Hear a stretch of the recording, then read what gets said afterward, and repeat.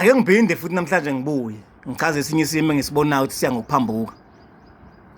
Uma kuwukuthi kwenzekile niyazalwa ekhaya ngokwelamana kwenu bese kuba ukuthi niba nenhlahla niyagana, bese kuba nalelo chilo noma nebhadi, kwenzeke kube khona omunye wamakhosikazi noma mingalo omunye obhuti bala ekhaya ongabathola abantwana ngesimo mhlasimpe sokuthi ngabe inkinga ikuyena hayi kumakoti.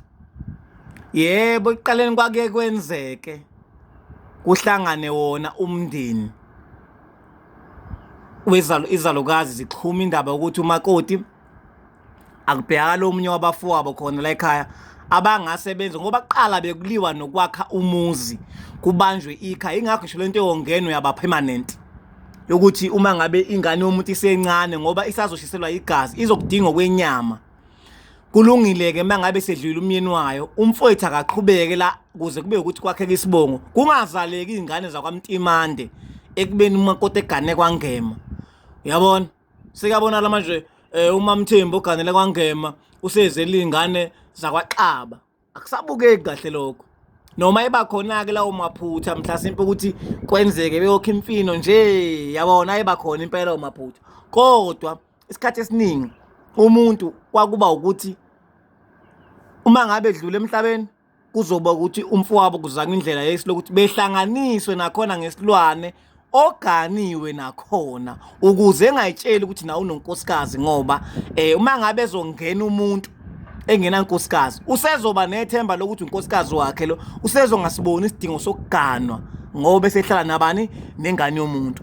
Kodwa ngila ukuthi uma ngabe kuwukuthi ula nomfazi kamfowenu uyaphila, mhlasimpe kunezinto oyibonayo, mhlawumbe ukubhunguka noma mhlawumbe udlala kakhulu ekafaru, uyabothi umkakhe akamnakekeli kahle, usuwenza ubunja, wena usumbandakanya naye, yazi ukuthi icala libomvu, ngeke uze ungene kwelo babamkhulu, ngeke uze uye ndawo, uyisiboshwa ukuthi uma ufika kwelo babamkhulu ufike uboshwe ungayindawo ngoba wena uhlobongile wambandakanya nomkamfowenu wamzalisa ingane ephila, ufana ukuthi umbulala ephila umfowenu, wahlobongela khona ukuthi hayi Nkosembono enganakho kuqala kwakwenziwa okuvunywe emhlabeni kuvunywe ezulwini. Wawuhlangana umndeni uvumelane wodwa ngokucophelela kube ukuthi alufiki udaba kulowo maqondana nakhona kuba imfihlo engazi. Ingakho eminye imizi yawukho umuzi nomuzi nezibi zakhona, awukho umuzi manje uphethe umshanelo uyoshanela ungayithola izibi. Ngisho ngamhle kanjalo, ngisho singaze siwuhalele siwubona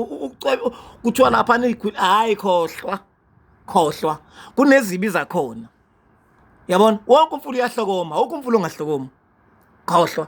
Ngakho-ke ngisekuthelini-ke uma ngabe kwenzeka nikwenza ngokuvumelana kwenu ninhlambuluko le iyobulala abantu kabi, ngale nkathi uhamba nje udlulela uya kwelamathongo uyofika ujikiswe ubuyiswe omkhulu ngoba bazwana namanyala becike ukuthi wena wahambana nomkamfowenu ubuye kwelamathongo uze ubuye emhlabeni ngokomphefumulo uzogeqa abantu ngezimoto, uzobelisa abantu ngezikhali ngoba sekukho mhlawumbe kuyabaqeda abantu. Kuphoqa ukuthi kumele kukhulunywe iqiniso, lapho umakoti usaphila wena kushone wena, kuphoqa ukuthi kumele kukhulunywe iqiniso, kuvunyelwana ukuthi bazosho laba ababonayo ukuthi kunenhlambuluko ekhona, kunento ekhona kumele ikhulunywe. Umakoti uyayazi okumele ikhulunywe imfihlo. Uthi kuney'ngane ey'khona la ekhaya ey'philayo ey'zalwa yilo bhuti lo ongena ofana ukuthi ungena umkamfowabo ngomanyala ekubeni umfowabo ephila ngoba umfowabo akanankinga uyazala unomakoti wakhe, but usebenzisa i-advantage yokuthi mhlasimpe ingoba ephuza kakhulu ngoba notshwala kufanele izinsizwa sibukhulume, especially nenkinga esencane evethi ikhetha utshwala kunentombi. Khohlwa utshwala buyigaxilisile imizi eminingi, khohlwa nje ngoba uma uthande kakhulu utshwala uyoba ney'nkinga endapha nawe ungena ey'nkingeni. Ngisho ngoba lento kuhlangahlanganeka kaningi nayo awuyi kwelamathongo uma ngabe uhlobongile walala umkamfowenu ngesimanga sokuthi nivumelane nobabili ungavumelananga umndeni. Ngifuna ukwenza lo mzekelo umuntu ayizwe kahle la, umuntu osuke engezwe, umuntu osuke engafuni ukuzwa. Kukhona inkulumo ethi uma ngabe kuwukuthi ingane yomfana uyayihleka noma mhlawumbe ingane yomfana ufuna ukuthi ibize isibongo sakho, bese kuba ukuthi ingane yomfana ibaza inkomo ey'ntathu, entombane ibaza inkomo eziyisithupha. Uma ngabe kulelo khaya bethena bona ubaba wakho nathi mina mntanami khipha inkomo embi uthathele ngane, Kushaye kuthiwe yentombazana noma kuthiwe yomfana, khipha inkomo ezimbili bese uyayithatha lezo nkomo. Uma kuvumelana kwabaphilayo okusho ukuthi nelamathongo abavumile, kuyobe sekushiwo ukuthi sebeyilethile inkomo engangiyithe ngiyayicela ngale ngane, isithatha uphawu lwayo ke. Into ekhulunywa emhlabeni ikhulunywe la ngale, ingakho phela ababethe abapostola kuboshwe emhlabeni kuboshwe nasezulwini. Yazi yasho imfezi emnyama icula yathi wabanika amandla okunqoba emhlabeni, wathi abanqoba emhlabeni unquntshiwe nasezulwini. Wena uvumelanga namuntu, akuhlangananga mndeni, azikho idalo ezezwe inkulumo, ayikho inkulumo eyadluliswa kwabathile la ekhaya ukuthi kuthiwa kunento kanje. Wena uzenzela ukungcola kwakho kokubola, washo uZulu wathi ubolile. Ngoba noZulu abanifuni ukumlalela uma ekhuluma inkulumo, nimbuka ngeso lenhlamba ukuthi uyathi kuZulu kanti cha usuke ekhuluma iqiniso. Khohlwa awuyindawo. Ngiyazi khona ukuthi usuwabuya usowani ngale wena uzucabanga ukuthi kunabantu abangezungena, ngoba kunabantu abajethe emhlabeni kuyadlalwa nje.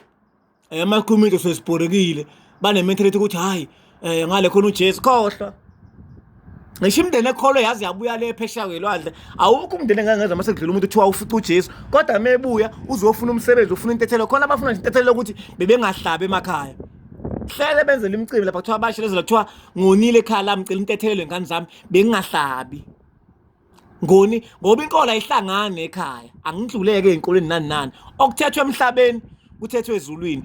Uyabona into yayenzeka eqaleni ngokuvumelana ngoba kunesizathu sokuthi akathola abantwana umyeni, kufuna kubanjwa isibongo, hayi ngoba kukukhohlakala kwakho sikhohla kandini uhayela umkamfowenu. Ngoba akunakho ube nenkinga nivumana nobabili ngokungcola. Leyo nhlambulo iyobuya kakhulu, iyobe isiqeda abantu, kuyofuneka ikhulunywe njengoba injalo. Kuyicala uyaboshwa, ingakho namhlanje kukhona abantu ababoshelwe ubala emhlabeni. Ngoba ngisho kwelamathongo uma ngabe uboshiwe ngalobo bamkhulu ukuthi la wena uyisibophe sokuthi wenziwa no 2 no 3 ngishubulele umndeni uloyile emndenini, kuyofika lonto le izokhulunywa kwabaphilayo. Ivuke kwabaphilayo uzothiwa uvelo waboshwa intombi yakhe kungenacala, kungenasidingo, imqambe lamanga, kanti na uboshiwe kwela ngale kwelamathongo akangenanga. Kusho kuthiwa wena ungena uyisiboshwa, uboshiwe. Abanye bangcela nozankosi khathi zobandlululo, abanye bashwele emajele, bashwele emajele. So ngisekuthenini ingane kwethu la emhlabeni yonke into oyenzayo iyabuya. Ingakho ngisho umuntu ebulela abantu, hayi thuba insizwa ebebulela abantu. Kusasa mesefile beposte bekhala ubinsizwa mfoka abantu rest in peace. Kuthi insizwa umuntu ebemisa amatende emzini abantu, kukhona ingane eziningi eziswele ngoba nomnsizwa abaziwa yini. Ngisho ey'koleni ukukhulunywa amanga, alikhulunywa iqiniso. Iy'ngane zitshela ukuthi le mpilo eniyibona ku-social media akusiyona kahle kahle. Uma ngabe nibona umuntu ethenga isibhamu enitshethe uyinsizwa ukuthenga isibhamu, isibhamu one thing esiyenzayo singesokubulala. So-ke ukwazi ukuyipheza ngento engenabo ubuhle kuphela kuthiwa yokuyigada ngoba uyafa ngisho uyiphethe, because sona empilweni sakhelwe into eyodwa, ukubulala phela. Awulona iqhawe, awusona isiqhwaga, awuyona ngisho ngoba kuyahlangahlanganeka nalento.